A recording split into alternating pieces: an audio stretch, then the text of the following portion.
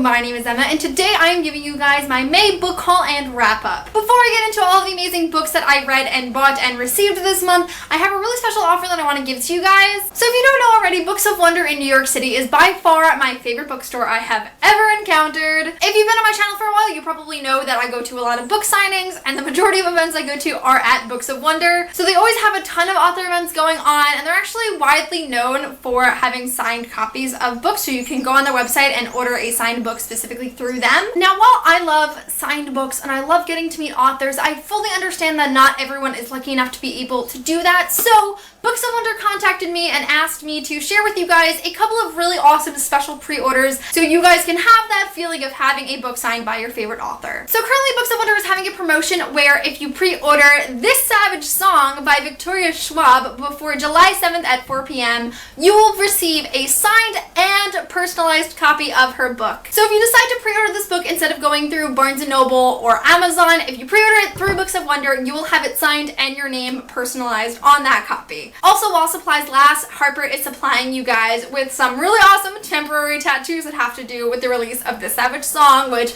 are super exciting, and I cannot wait to get my hands on them. So by going through Books of Wonder, you're getting some really cool perks to just pre-ordering this book. Now, while I have given you guys this amazing offer that I think everyone who is able to should take advantage of, I would like to ask you guys to do something for me. Basically, if you decide to pre-order through Books of Wonder, if you could, in either the comment section of your order or in the coupon code box, if you could put TSS Emma, that's with 2 M's like my name is actually spelled, not the 3, it just lets Books of Wonder know that you're coming from my channel. So like, hey, what's up, hello, I'm coming from Emma Books channel, and she told me about this awesome pre-order that I really want. Now, I don't receive money for this. Books of Wonder isn't paying me to tell you guys about this, and I don't receive any compensation from every pre-order through Books of Wonder. So by using the coupon code TSS Emma, I'm not really getting anything in response for that. You're just letting Books of Wonder know that this traffic is coming through my channel, and really all that does is just give me the opportunity to tell you guys more about special offers in the future. Again, this is really all for you guys. I just really hope that there are more people in this world that can have the feeling of having a signed book from a favorite author. So don't forget to pre-order This Savage Song by Victoria Schwab through booksofwonder.com, and the link to their website will be in the description of this video.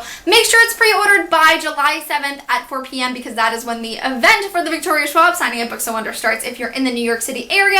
And even if you can't pre-order the book, you can always buy a signed copy through Books of Wonder anyways. Now let us move on to the book haul and wrap-up for May of 2016. Now, in total for the books that I have acquired for May 2016, the number is 36, but the reason this is so big is obviously because I went to BEA and BookCon. I already did a haul for the 18 ARCs that I received at BEA, and then on my BookCon talk-through video, I mentioned 3 books that I got signed by an author that I obviously had to purchase and brought home with me, and 2 others that were given to me by friends and subscribers. So I will link the BEA haul and the BookCon video down below if you want to see what those books are. They're all in that corner over there on the floor because they don't fit on my bookshelf, but I already showed them all, so I'm not going to do that again. So we're just going to talk about all the other books that I received this month that weren't in those videos. So with May came the day of May 3rd releases, where like 5 or probably more than that YA titles were released, so I was able to pick up 3 of them. The first of that being The Crown by Kiera Cass, which is the conclusion to the Selection series, and I am just so sad to be holding this in my hand because I cannot believe that series is over. So basically in The Crown, we are going to find out everything that ends the whole Selection series and Edelin's selection and who she chooses, and oh my god, so many feels are gonna happen. Side note, why is it so small? I want it to be longer. I haven't read it yet, but I just know that I'm gonna die because I love this Selection series so much. So I cannot wait to read this one. The next book that got released on May 3rd was The Unexpected Everything by Morgan Matson. This is a pretty hefty contemporary book. Can I just say that? I feel like contemporaries are always so tiny,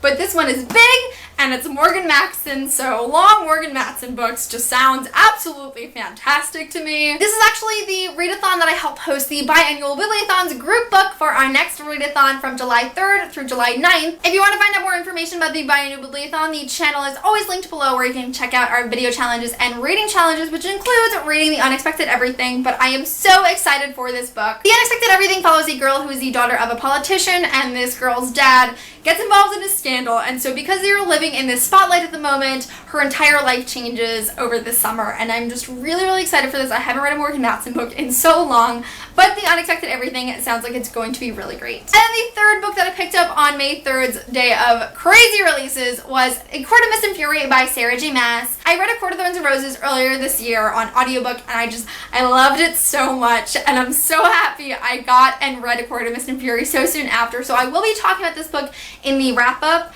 but I'm just...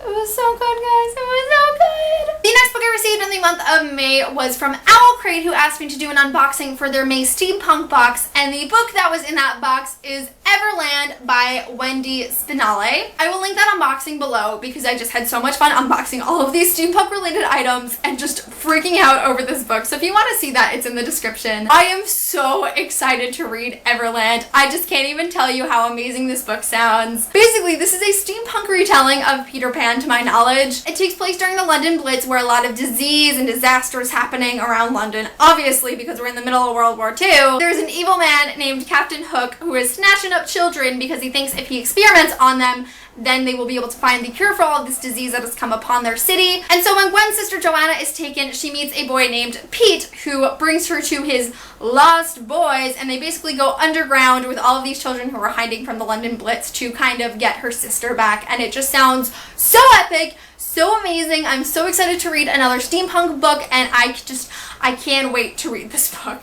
The next book I received was sent to me by Houghton Mifflin Harcourt, and that is With Malice by Eileen Cook. This book actually came with a really fun mailer, so I want to show you all the cool stuff they sent with it. First, they sent this passport that has some stains on it that I don't think is Kool-Aid, so that's a little creepy. They sent this evidence bag with a dirty key on it, and what's really funny is I started rewatching Criminal Minds for like the 17,000th time this week, and I found out this is actually what evidence bags look like to a T, which I think is really, really cool because I didn't know that before. And then they sent a set of fingerprints from a girl named Jill Sharon, and it has her fingerprints, so obviously we got some crazy, creepy mystery thriller here going on. With Malice follows a character named Jill who has just woken up in a hospital after her last memory being on her school trip in Italy. Apparently Jill was in this fatal accident that kills her best friend Simone, and Jill doesn't remember anything about this accident, anything about getting home. She just remembers being in Italy and now being back in America. And so the media is kind of playing it out like Jill might be responsible for this accident that killed her best friend, and Jill just has to figure out what actually happened here and what she's really capable of, and it just sounds like such a great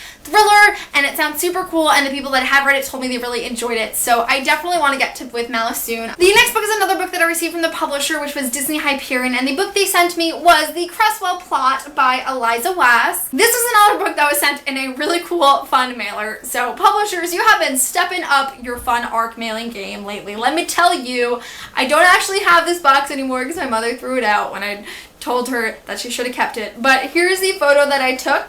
That is just super, super cool. It literally arrived in a box of dirt, guys. Like, I know it's weird, but I thought it was really, really cool. And as you can tell, this is another book that's got some like creepiness going on with it. So I thought that was a really cool addition to this book. Now I'm a little fuzzy on the actual synopsis of this book, so I don't know if anyone else can really clarify, but it follows the Cresswell family, the main character being Costella. They're kind of like outcasts. The kids still go to regular school, but they're known as freaks, and apparently it says on the back that they abide by the strict rule of God, whose messages come directly from their father. So there is obviously some heavenly influence here, which I don't really know what's going on with that. And Costella is really determined to leave this life that her family has created for her behind. She doesn't want to live in this strict environment. She wants to kind of do her own thing. And so as Costella is ready to go and preparing to do so, her father announces that the Cresswells are going to return to their family home back in heaven. So again, there's this like angelic, heavenly thing going on here, which sounds really, really interesting because it doesn't sound totally like fantasy, but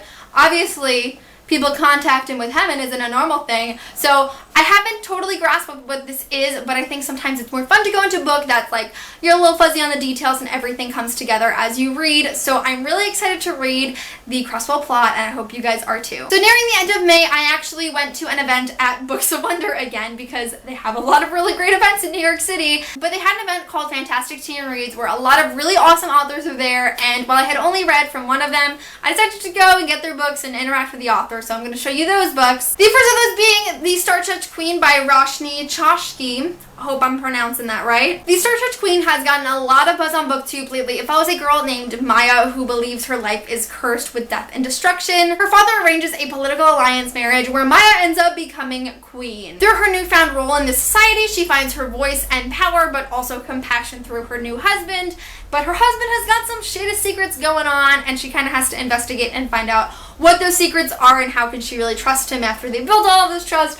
I am just so excited to read this book. It sounds so cool. I wasn't totally sold on it beforehand because I didn't really know what it was about, but by going to this event, I learned a lot more about Roshni as a person and about her book, and it sounds super, super cool. One thing I do want to share with you guys, which I thought was really cool, is that during the panel, they were talking about the inspiration for all of their books, and so Roshni actually said that the inspiration for this book was, "If I cannot move heaven, I will raise hell." Now, I don't know how many of you guys know that this quote has a lot of significance to me because I have it tattooed on my body. So I thought it was really cool that I got to go up to her and I'm like, hey, the inspiration for your book is tattooed on my body permanently. So I thought that was really, really cool. So now I just feel like even a deeper connection to this book, and I think it's going to be really, really good. Then I picked up The Rose and the Dagger by Renee Ahdieh, which is the sequel and conclusion to the duology featuring The Wrath and the Dawn. I loved The Wrath and the Dawn. I have a review of it on my channel if you want to check that out. But I loved this first book so much, and it was honestly such a change in the reading game for me that as soon as I knew that Renee Ahdieh was going to be signing this book, I just had to go and meet her and tell her how much her book has meant to me. I'm really anticipating seeing how the story is going to wrap up. I'm really sad it's a duology because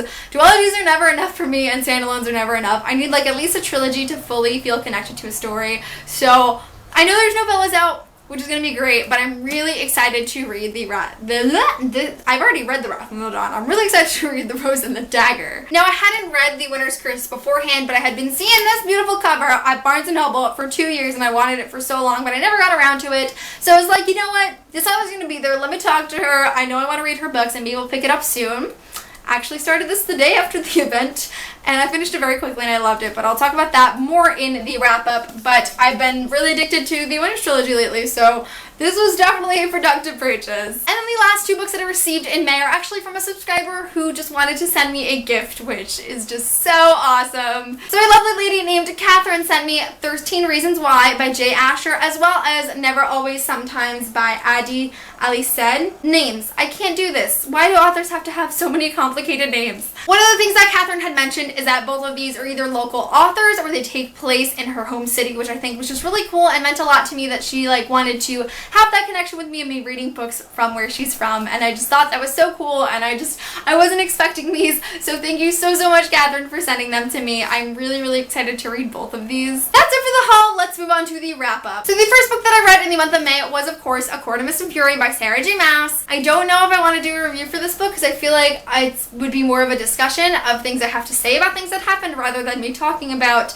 specific events like a normal review. I haven't decided yet, but basically I loved this book. I gave it 5 out of 5 stars, but I have a ton of problems with it. I love Sarah J. Maas. I love her writing. Her books kind of sometimes sit well with me, sometimes don't. My main problem with this series is I don't really like any of the characters at all. I have a problem with everyone. Everyone's problematic. It's a little bit much for me to take in, but as a whole, excluding the characters, the plot itself was super high energy and intense and beautiful, and I cried so much, and I just, despite the fact that I have a lot of problems with it and I go back and forth with how I really feel about it, I loved this book. It was amazing. If you haven't picked it up, definitely pick it up, and if you didn't like A Court of Thorns and Roses, because I know a lot of people didn't, I would recommend picking up A Court of Mist and Fury and giving it another chance because your mind will be blown. That ending though, I can't, it's so good. It was so good. It blew my mind. So thank you so much, Sarah J. Maas. The next book I read in the month of May is It Wasn't Always Like This by Joy Preble. This is an ARC that I received at BEA, so it wasn't at BEA haul, but I definitely wanted to pick it up really, really quickly because I loved the synopsis. It's basically about this girl named Emma O'Neill who in the 1900s takes an elixir that's meant to cure polio, but her and her family friends end up becoming immortal. So there is this really crazy religious order called the Church of Light that comes after her family and kills everyone except for Emma and her boyfriend, but the two of them get separated and they basically spend an entire century searching for each other and trying to kind of hide from the Church of Light. So as Emma is now in the present day, and it kind of flips back and forth between her past and her present and Charlie's past and Charlie's present, but it's mostly focused on Emma. There have been a string of deaths across the country country of girls who look strikingly like Emma, and she's afraid that this means that the Church of Light is closer than she would like. Emma is now a private investigator, so she gets to access a lot of the information on these girls and do a lot of investigating. So it's kind of like a mystery, but also kind of historical fiction. There's a lot going on in this book, but I gave it 4 out of 5 stars because I really, really enjoyed it. I personally feel that this book was just too short, and I wanted more from it. I don't know if there's going to be a sequel, but I really hope there is, because that ending cannot end this whole story right there. But I really fell in love with the story. The writing was great. I had such an emotional connection to Emma, and I really loved so much about this story. So I definitely think if you're really interested in not only historical fiction, but mystery, and there's also a bit of contemporary in it, but also some like fantasy, because everyone's immortal, and it's a whole melting pot of different genres, and it's great, so definitely pick this one up. Then the 2 audiobooks I listened to this month were Origin as well as Opposition by Jennifer L. Armentrout. I finished the Lux series, and it was great. I've honestly had so much fun listening to these books. I'm so happy I finally got around to picking them up after all of these years of hearing the release of Opposition and just people talking about it. It was long anticipated, and I'm so glad I finally listened to them. I don't remember my exact ratings for them, but I think I gave Origin 3.5 stars because it was my least favorite in the series, and then I gave Opposition about 4 stars. What I really liked about the Lux series in the beginning is that it felt very free and not intense and light and fun, and it very quickly got very intense, and all those aspects that I really loved about it kind of disappeared in all of the things that were going on. So the conclusions of the series were not my fave, although I did still love so many aspects of these books. I definitely preferred the first 2 more, but the Lux series altogether was fantastic. I'd probably give the whole series as a whole 4 stars out of 5, which is just so great. It was so good. I love the Lux series so much, and this is definitely a book that I'm going to be rereading in the future. And then the final book that I read in the month of May was The Winter's Course by Marie Rutowski. Like I said, I picked this up at the very end of the month after that signing, and I finished it so quickly. I was so intoxicated by this book from like page 1, and I knew I was going to fall in love, and I did fall in love. It was just so cool. Like, I love the world, and I just love everything that's happening. I'm currently reading The Winter's Crime. Definitely prefer The Winter's Curse so far, but I'm only like 100 pages into the sequel. Like, this book is honestly just one of those books that I just could not stop thinking about. Like, I would be driving and listening to Opposition, and I would be like, you know what? I really want to buy The Winter's Curse on audiobook, even though I only have like 100 pages left, just because I am so obsessed with this book, and it's just taking over my mind because it is just so good. I'm gonna finish marathoning this series. I am really excited for it, and just everything about this book is just so cool. I gave it 5 out of 5 stars, and I'm so happy I finally got the motivation to pick it up. That is it for my May book haul and wrap up. Again, this isn't complete, so definitely check out that BA haul and that BookCon 2014 video if you want to see all of those books, but I've just had such a great reading month because I loved everything I read, and I just got so many cool books this month. So it's just been a really wonderful May. Definitely let me know in the comments of this video always what was your favorite read of May, and what was your favorite book buy or book that you received. And of course, don't forget to take advantage of that signed and personalized pre-order for this Savage Song by Victoria Schwab by using the code TSSEMMA at booksofwonder.com to complete that pre-order. That is it for this video. Thank you guys so much for watching, and I will see you soon for a new one. Bye!